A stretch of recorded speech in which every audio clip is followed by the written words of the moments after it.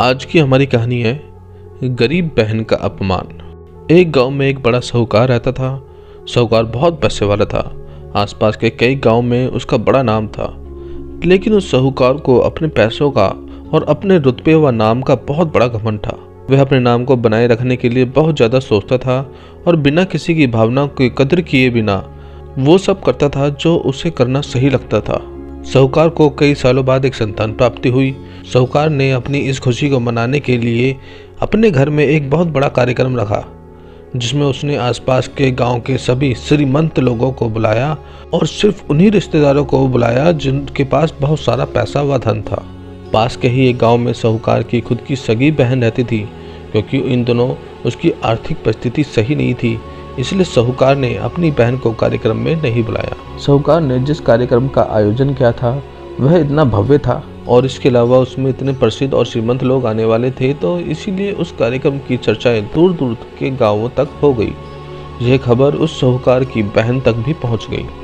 बहन को यह जानकर बहुत ही खुशी हुई कि इतने सालों बाद उसके भाई को आखिरकार संतान सुख प्राप्त हो गया। बहन ने सोचा कि भाई गलती से लगता है उसे भूल गया है और अपनों को भला कोई न्योता देता है। भोली बहन ने अपने भाई के यहाँ कार्यक्रम में जाने की तैयारियां शुरू कर दी। जिस दिन वह प्रोग्राम था उस दिन बहन सुबह सुबह अपने भाई के घर जाने के लिए निकल पड़ी।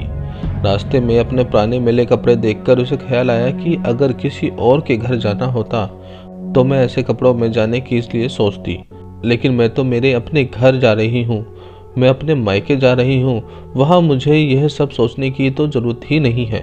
जैसे ही वह अपने मायके पहुंची, वहां का भव्य आयोजन देखकर वह बहुत खुश हो गई और उसे अपने भाई पर बहुत गर्व हुआ। उसने देखा कि उसका भाई मेहमानों के स्वागत में व्यस्त है। बहन जैसे ही अपने भाई से मिलने के लिए उसकी तरफ बढ़ी, उसके भाई की नज़र उस पर पड़ गई। अपनी बहन को मैले कुचले पुराने कपड़ों में देखकर उसके भाई ने उससे मिलना तो दूर बल्कि वहां से बहाना बनाकर चला गया।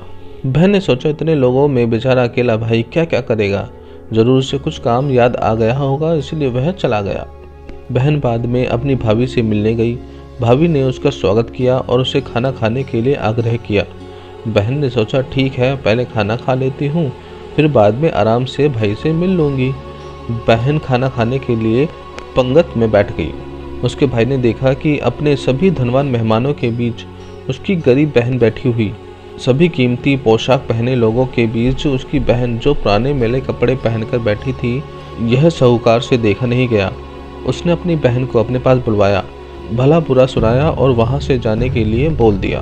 बहन ने अपने सपने में भी नहीं सोचा था कि उसके साथ कभी ऐसा व्यवहार हो सकता है, और वह भी उसके खुद के मायके में। अपना अपमान होने के बाद बहन तुरंत अपने घर ससुराल जाने के लिए चल पड़ी। बहन इस बात को पचा नहीं पा रही थी कि उसके अपने भाई ने उसके साथ इतना बुरा व्यवहार किया। उसकी आंखों में आंसू थम ही नहीं रहे थे। रास्ते में उसे अपनी पुरानी दोस्त मिली। उस दोस्त ने उसे रोने का कारण पूछा। हालांकि बहन उसे कुछ नहीं बताना चाहती थी, लेकिन दोस्त के बार बार पूछने पर उसने उसके साथ हुई सारी घटना उसे बता दी। उसकी दोस्त एक समझदार महिला थी और काफी प्रैक्टिकल सोचने वाली थी। उसने कहा अगर तुम मेरी बात मानो तो एक दिन तुम्हारा भाई खुद तुम्हें अपने यहाँ बुलाएगा और तुमसे माफ़ी भी मांगेगा। बहन ने उसे कहा कि मैं तुम्हारी सारी बात मानूंगी, बताओ मुझे क्या करना होगा।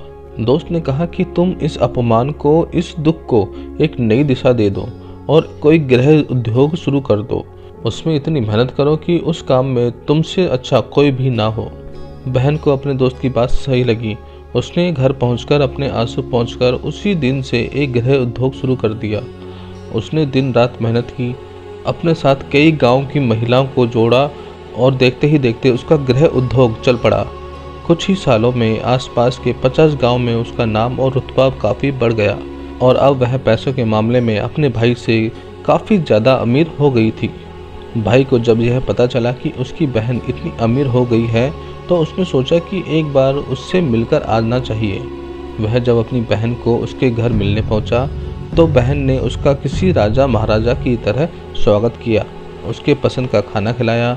बहन का ऐसा व्यवहार देखकर भाई को अपनी पिछली गलती का एहसास हुआ, इसलिए उसने अपनी बहन को अपने घर होने वाली पूजा पे भी आमंत्रित कर दिया।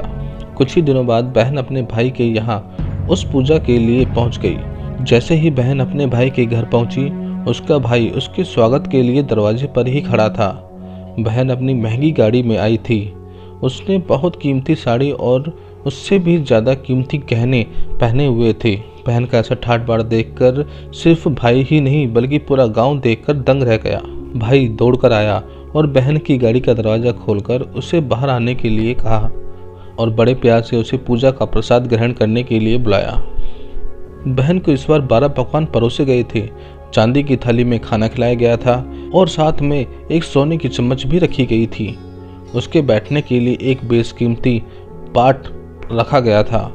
बहन को यह सब देखकर वह पुराने दिन भी याद आ गए जब उसके भाई ने बिना खाना खिलाए भरा बुरा बोलकर उसे वहां से भगा दिया था। बहन खाना खाने के लिए तो नहीं बैठी, लेकिन उसने अपने सारे कीमती जेवर उतारकर उस थाली के सामने रख दिए और खाने में से कुछ निवाले उन जेवरों के पास रख दिए। बहन का ऐसा व्यवहार देखकर सभी हैरान थे।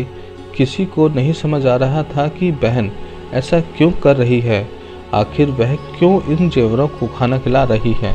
जब सभी ने उससे पूछा कि वह क्यों ऐसा कर रही है, तब बहन ने सबके सामने बताया कि आज जो उसका सम्मान हो रहा है वह दरअसल उसका नहीं, उसके इन्हीं कीमती जेवरों का हो रहा है, क्योंकि मैं तो अभी भी वही पुरानी साहूकार की बहन हूँ और अगर कुछ बदला है तो वह मेरी परिस्थिति है, मेरे कपड़े और गहने हैं। भाई ने अपनी गलती का एहसास होने पर इस बार अपनी बहन के पैर पकड़कर माफ़ी मांगी। बहन जो पहले भी अपने भाई से निस्वार्थ प्रेम करती थी, उसने अपने भाई को माफ़ कर दिया और उसे गले लगा लिया। दोस्तों, पैसे सिर्फ हमारे जीवन को सरल बनाने के लिए हैं, जबकि रिश्ते जीवन में मिले किसी वरदान की तरह है अगर उसे सच्चे मन से और निस्वार्थ भाव से निभाया जाए।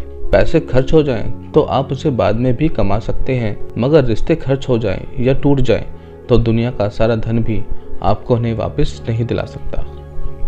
दोस्तों, उम्मीद करता हूं कि आपको मेरी यह कहानी पसंद आई होगी, तो मेरे चैनल को लाइक कीजिए, सब्सक्राइब कीजिए और हाँ, बेल आइकन ज़रूर दबाइए